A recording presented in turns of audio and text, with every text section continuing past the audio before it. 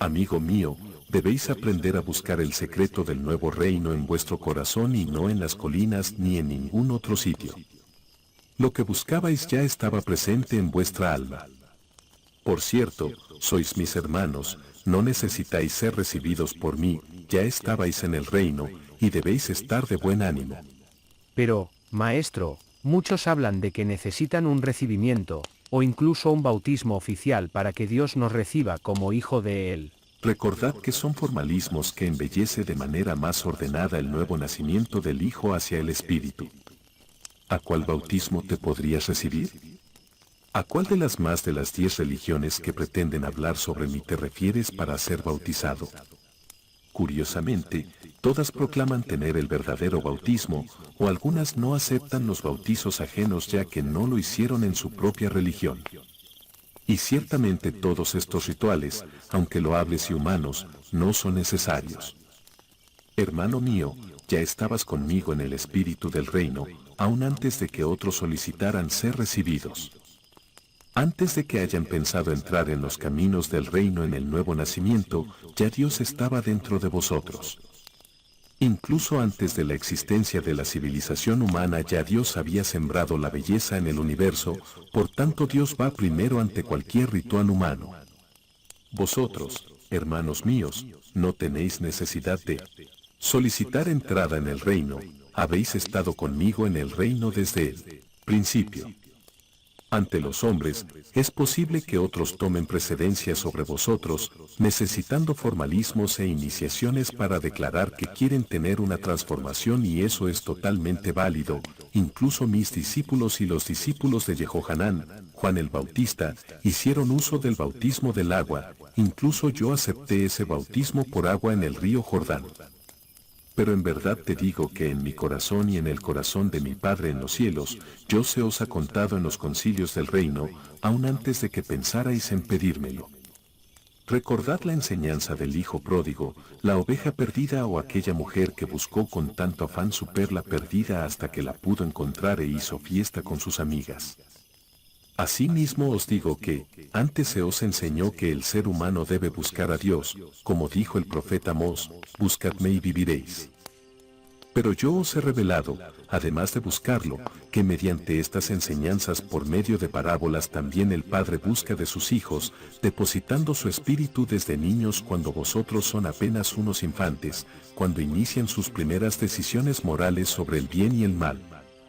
Muchos años antes de que realmente se planteen el hecho de entrar a mi reino.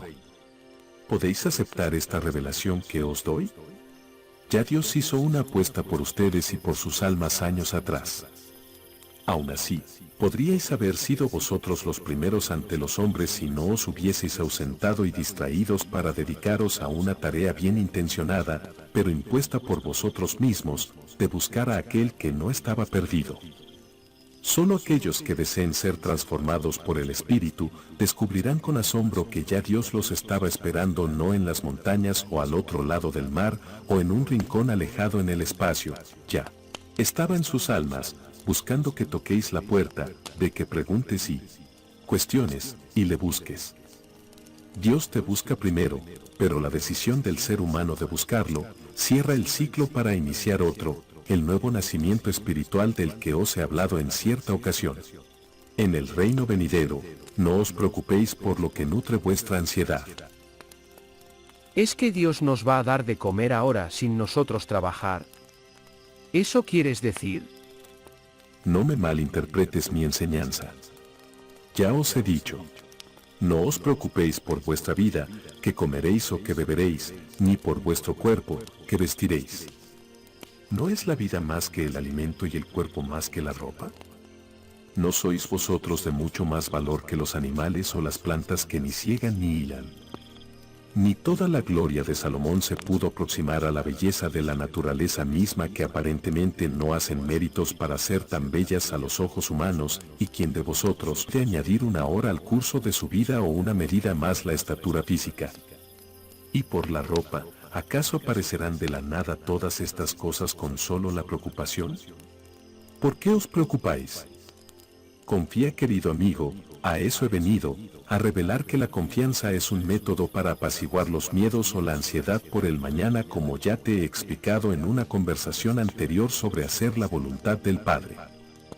Por tanto, no os preocupéis, diciendo, ¿qué comeremos? O, ¿qué beberemos? O, ¿con qué nos vestiremos? Porque los gentiles y las personas del mundo pasan toda su vida buscando ansiosamente todas estas cosas, ya vuestro Padre Celestial sabe que necesitáis de todas estas cosas. Antes de abrir los labios para pedir, ya Él sabe de primera mano. Buscad primero su reino y su justicia, y todas estas cosas os serán añadidas. Por tanto, no os preocupéis por el día de mañana, porque el día de mañana se cuidará de sí mismo. ¿Sabes lo que ocurrirá mañana? Ciertamente no lo sé.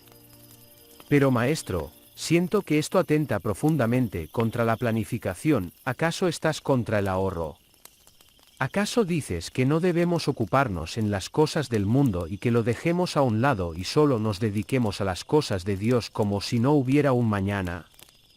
En cierta ocasión incluso hablaste que no hiciéramos ahorro en la tierra donde hay corrupción, sino que guardáramos el tesoro en los cielos donde no se corrompe. Tus palabras realmente me confunden, porque muchos en mi mundo a veces las toman de una manera tal que abandonan todo esfuerzo por crecer a nivel material.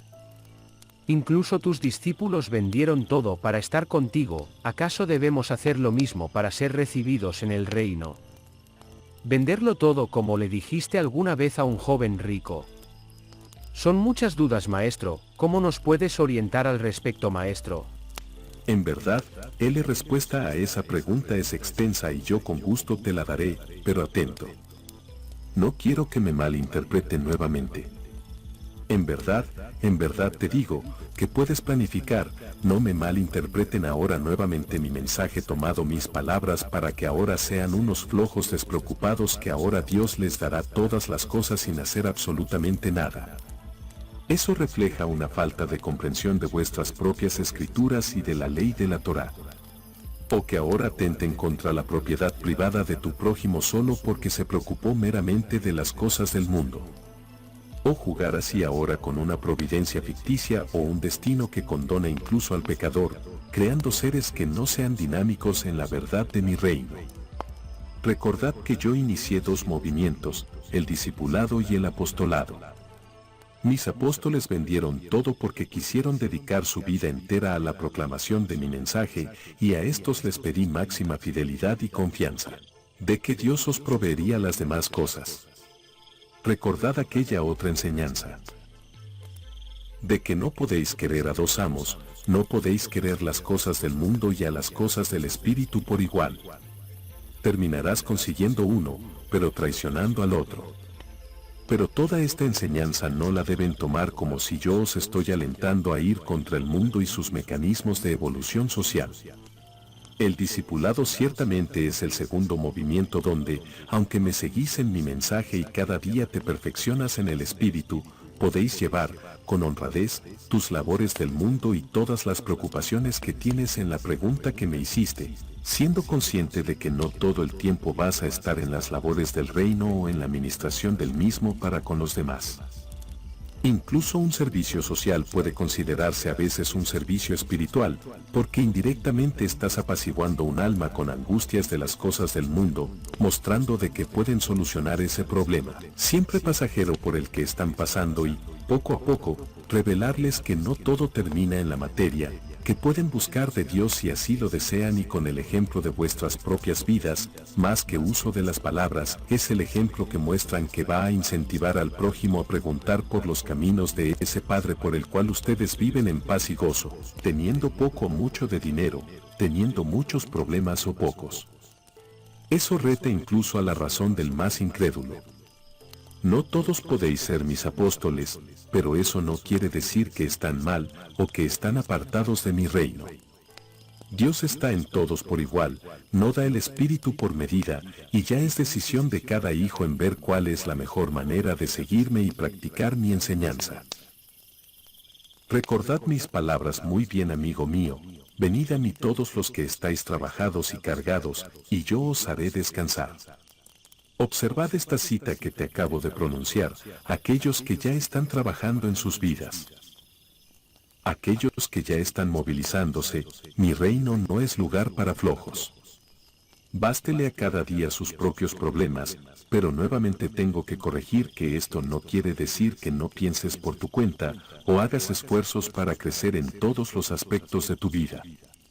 En verdad te digo que todas mis declaraciones con respecto al mundo y su proceder, como lo es el dinero y la riqueza, se basaron en tratar de evitar el amor al mundo cuando debes tener primero amor a las cosas espirituales. Si buscas primero al espíritu, es decir, el reino que yace dentro de ti, las demás cosas van a fluir y crecer, serán por añadiduras, porque precisamente no estás en el afán, como ya os dije, en no pensar en que el único fin de tu existencia es tener 2 casas, triplicar tu dinero o grandes posesiones materiales.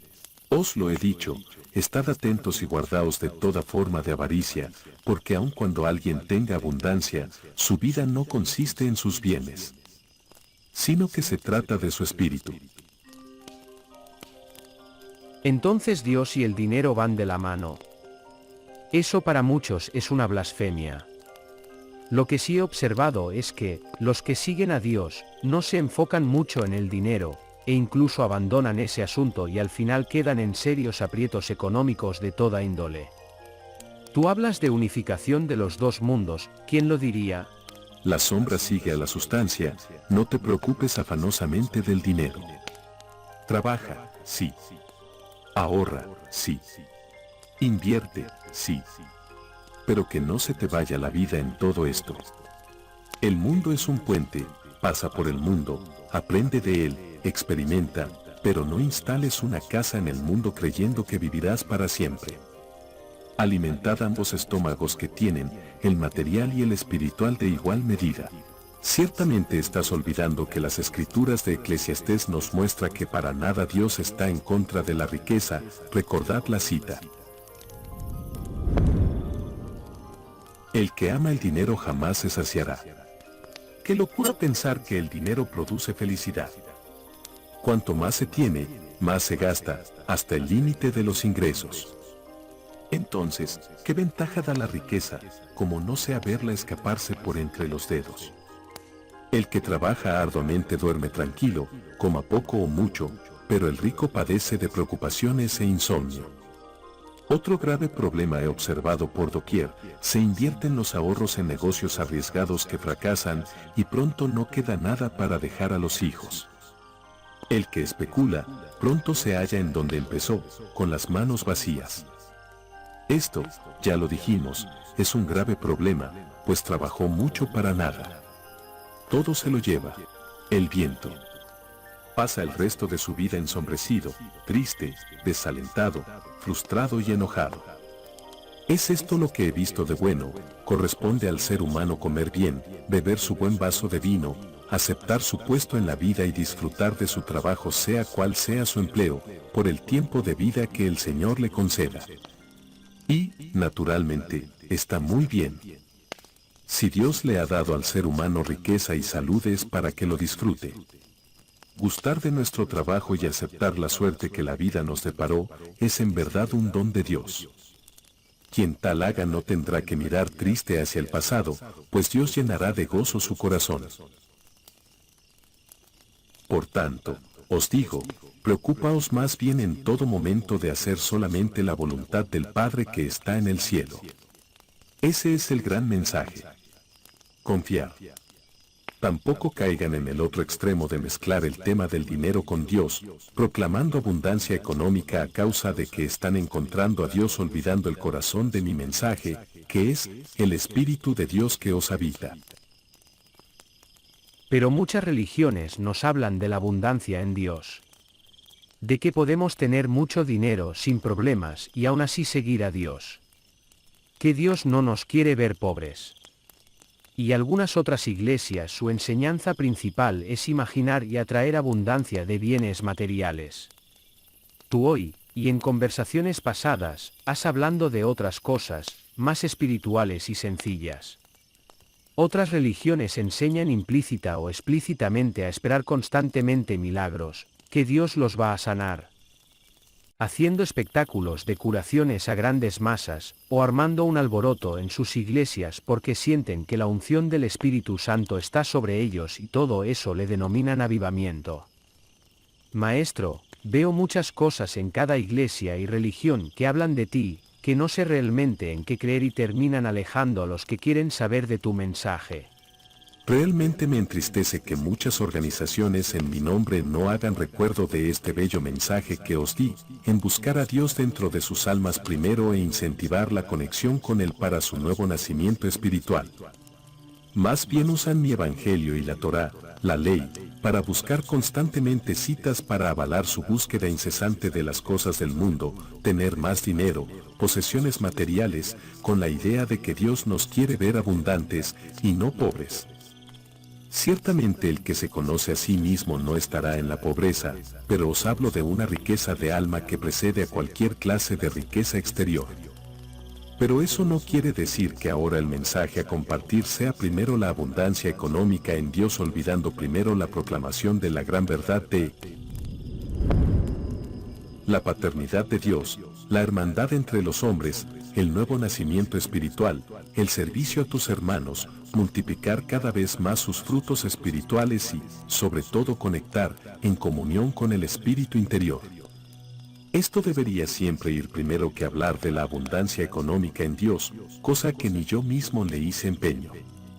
No deben ir a buscar al reino para recibir algún milagro. Yo no incentivé ese comportamiento que en sus iglesias tratan de hacer. Es claro que llama más la atención si sus mensajes hablan de dinero o milagros, es claro que eso siempre hará tener más números de seguidores, pero os digo que son ciegos guías de ciego diciendo, Señor, Señor, pero yo no reconozco esa clase de acciones. El mensaje del reino no trata de ser rico o ser pobre, no trata de dinero o el enfoque de querer ser abundantes. Mi mensaje no trata de milagros. Mi reino trata de otras cosas que ya te he adelantado en esta y conversaciones pasadas. ¿Qué te preocupa? Es curioso, tu mensaje no habla de la redención en la cruz. Muchos te escucharían y se preguntarían, ¿es que el sacrificio de la cruz por la redención de los pecados es una mentira? Más que mi muerte en la cruz y todo lo que conllevó a reinterpretar posteriormente, es importante el enfoque del corazón de mi mensaje. Se centraron tanto en mi muerte y en mi persona que perdieron completamente el otro gran mensaje mucho más grande que os traje de salvación, que un Dios habita en ti y te espera a que lo busques en tu propia alma. Yo soy el camino y esa verdad, pero el destino final es mi Padre. ¿Es tan difícil entender eso? ¿No fui claro al respecto? No os dije que no busquen el reino allá o ahí, sino que el reino está entre vosotros y dentro de vosotros y que mis otros mensajeros os anunciaron que vosotros sois templo de Dios viviente. Recordar que al traducir esa enseñanza al latín y demás idiomas, mucho de la parte rica del hebreo se perdió, minimizando los significados. Un texto de Lucas donde Jesús dice, el reino de los cielos está, y en griego pusieron mesos, ustedes. Mesos puede ser traducido dentro o entre.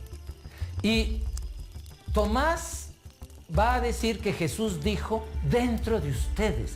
El reino de los cielos está dentro de cada quien.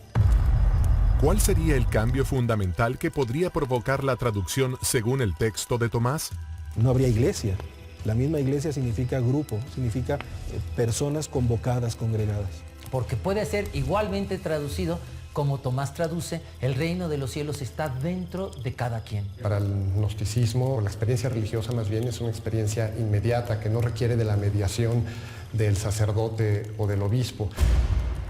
Nosotros tenemos mediaciones para aprender, tenemos mediaciones para relacionarnos con los demás, tenemos mediaciones en el lenguaje, tenemos mediaciones en los modos de comportarnos con los demás. Prescindir de mediaciones es una pretensión que realmente no corresponde a la práctica y a la experiencia humana natural. En este sentido, una mediación social y una mediación institucional es imprescindible, no solo en el ámbito de la fe, sino prácticamente en cualquier ámbito de la vida cultural. Y esto representaba un desafío y una amenaza política muy seria para los obispos cristianos, puesto que su papel como mediadores entre el hombre y el cielo, o entre el hombre y Dios, pues quedaba puesto en entredicho. Ciertamente la palabra que usé para decir entre vosotros, también deben leerlo como dentro de vosotros. Ambos aplican. Pero todo esto se darán cuenta si saben un poco más del hebreo y no solamente quedan conformes con las traducciones que nacen del latín. Todo esto con el tiempo y las traducciones se fueron perdiendo, quedando en la confusión del inicio a muchas religiones y mi mensaje quedando olvidado de a poco. La muerte en mi cruz nos lleva a razones que mejor prefiero conversarlo en otra ocasión. Solo te diré que pocos conocen la historia de cómo fueron escritas mis enseñanzas, o por ejemplo cómo se dio inicio de una nueva religión a mi nombre. Pocos saben del cristianismo primitivo y dan por hecho muchas cosas que yo simplemente no enseñé o alenté. Os incentivo a investigar seriamente sobre estos asuntos, para que no crean todo lo que sus pastores os enseñan como una verdad inamovible. Os digo que de nada sirve aceptar la doctrina del perdón de los pecados y luego vas al reino con la intención que pretenden todas esas organizaciones y religiones que mencionas sobre buscar el reino para tener cosas materiales. Mejor prefiero a una persona humilde que empiece a conectar con el Espíritu de mi Padre, aunque no se bautice, aunque no vaya a una religión, aunque no sepa leer, aunque esté enferma o tenga poca fe. Prefiero a la oveja más pecadora de todas, si tiene la voluntad de cambiar. Recuerda que busqué tanto al pecador y al samaritano, aquellos rechazados y excluidos que no seguían lo que se suponía que debían seguir según la ley de los grandes sabios y cultos. Les revelé a un Padre cercano a todos por igual, incluso a los niños. Os enseñé decirle Padre, algo que en aquella época era casi un insulto. Por tanto me interesa primero que conecten con su espíritu interior, y lo demás se irá revelando a cada alma. Recuerda que no todas nacen con sistema religioso establecido. Algunas almas nacen en el este, en el oeste, en el norte o en el sur. ¿O acaso Dios solo está para los cristianos? ¿Y qué me dices de los judíos, de los que siguen el Islam, gnósticos, budistas, cabalistas, al santero, al espiritista, al hinduistas y demás movimientos religiosos o filosóficos? ¿Acaso vamos a rechazar al científico y al filósofo solo porque es incrédulo o escéptico, y que lo único que hace es también buscar respuestas así como aquella persona que está en una religión? ¿Acaso los vamos a excluir en el reino por el simple hecho de que no pudieron nacer en tierra cristiana occidental o fueron ausentes de unos padres que no les hablaron de Dios desde niños? Recordar que vine a todos los que el mundo consideró pecadores, ni fui a los justos. El Padre os llamará a todos de forma individual. No es nuestro papel determinar las formas de cómo Dios hará esos llamados espirituales. No juzgues los caminos ajenos, primero quita la paja de tu ojo primero. Mi reino no ha de venir con estruendo y pompa, con fuertes sonidos de trompetas o grandes eventos tal como muchos ministros han hecho en tu mundo. Sino más bien este reino vendrá mediante el gran cambio que forjará mi Padre en vuestro corazón y en el corazón de aquellos que sean llamados a unirse a vosotros en los concilios del reino. Sois ahora mis amigos, confío en vosotros y os amo, pronto seréis mis asociados personales. Sed pacientes, sed tiernos. Sed siempre obedientes a la voluntad del Padre. Preparaos para el llamado del reino. Aunque experimentaréis gran gozo en el servicio de mi Padre, debéis también prepararos para las dificultades, porque os advierto que será solo con mucha tribulación que muchos entrarán en el reino. Pero para los que hayan hallado el reino, su gozo será completo, y serán llamados los benditos de toda la tierra. Pero no abriguéis falsas esperanzas, el mundo se tropezará con mis palabras. Me van a malinterpretar una y otra vez, darán por supuestos muchas cosas, desconociendo el origen de sus propias creencias, solo porque una multitud las cree o una autoridad las cree. Aún vosotros, amigos míos, no percibís plenamente lo que estoy desplegando ante vuestras mentes confusas. No os equivoquéis, trabajaremos para una generación que busca signos, milagros, señales y cosas físicas.